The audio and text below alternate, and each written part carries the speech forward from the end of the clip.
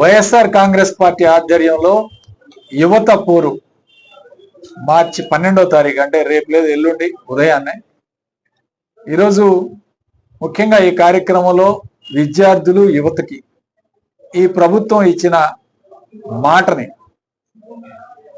అసలు అమలు చేయకుండా పచ్చి మోసం చేసే కార్యక్రమం చేస్తున్నారు.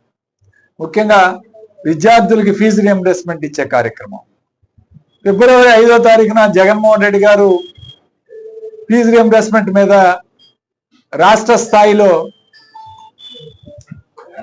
విద్యార్థులతో ఫీజు రియంబర్స్మెంట్ కార్యక్రమం ఇవ్వాలని చెప్పి కలెక్టర్ ఆఫీసులో వినతి పత్రం అందించాలని ఫిబ్రవరి 5వ తారీఖు నిర్ణయం చేస్తే 4వ తారీఖున ఆ అకౌంట్లో 6,000 కోట్లు కొట్టాడు లోకేష్.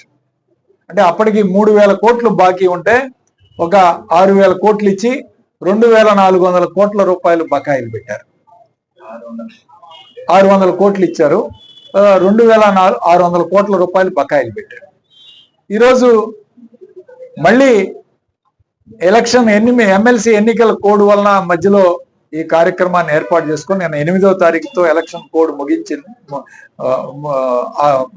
క్లోజ్ అయిపోయింది. సో ఈ నేపథ్యంలో ఈ రోజున రేపు 12వ తారీఖున మళ్ళీ ఈ కార్యక్రమాన్ని చేయాలని చెప్పి వైఎస్ఆర్ కాంగ్రెస్ పార్టీ ఆధ్వర్యంలో ఈ రోజు ఈ కార్యక్రమాన్ని చేపట్టడం జరుగుతుంది. అట్లానే సూపర్ 6 లో ఏదైతే హామీ ఇచ్చాడో నిరుద్యోగ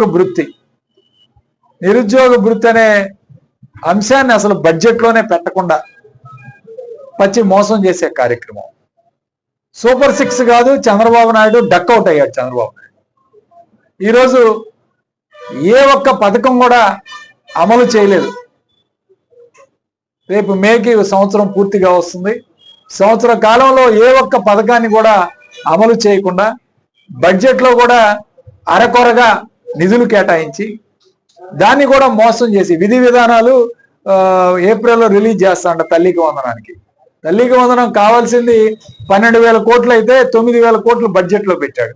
ఈ 3,000 కోట్లతో ఎంతమందిని మోసం చేస్తున్నారు అనేది కూడా ఈరోజు ప్రజలకి రేపు ఏప్రిల్ మేలో అర్థమైపోతుంది.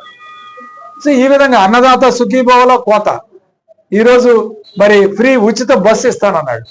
ఆ రోజు మహిళలకి ఉచిత బస్సు ఇస్తానని సూపర్ 6 లో పెడితే లోకేష్ యువగళంలో విద్యార్థులకు కూడా ఉచిత బస్సు ఇస్తానన్నాడు. అసలు దాని గురించి ఊసే లేదు, మాట్లాడలే. ఇప్పుడు అసలు చదువుకునే పిల్లలకు కూడా ఉచిత బస్సు ఇస్తానని చెప్పి క్లియర్ గా లోకేష్ యువగళంలో ఆ వీడియో కూడా ఉంది, వీడియో కూడా ప్లే చేస్తాం. దానిలో కూడా చెప్పడం జరిగింది.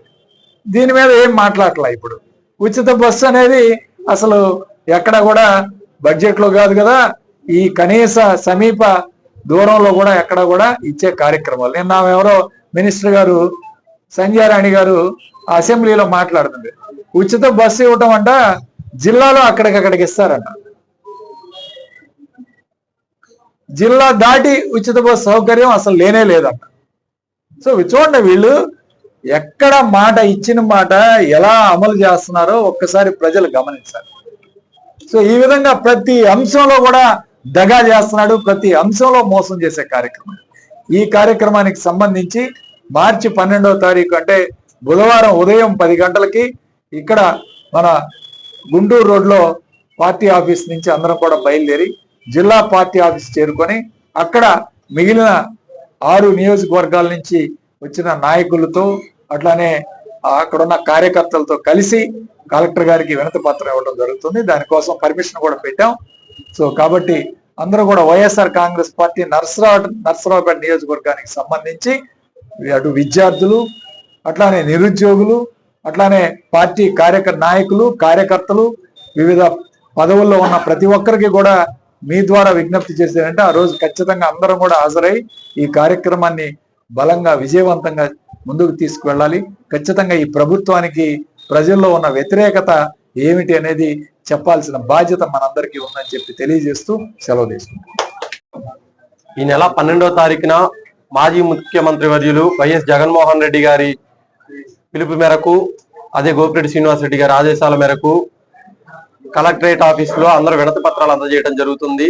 ఏదైతే యువగలంలో నారా లోకేష్ గారు మరియు నారా చంద్రబాబు నాయుడు గారు ఇచ్చిన హామీలు, మోసపూరిత హామీలు అమలు చేయకుండా విద్యార్థులను యువతను మోసం చేసిన వైఖరిని నిరసిస్తూ రేపొద్దున్న పల్నాడు జిల్లాలో భారీ ఎత్తున ఈ కార్యక్రమం చేపట్టబడుతుంది.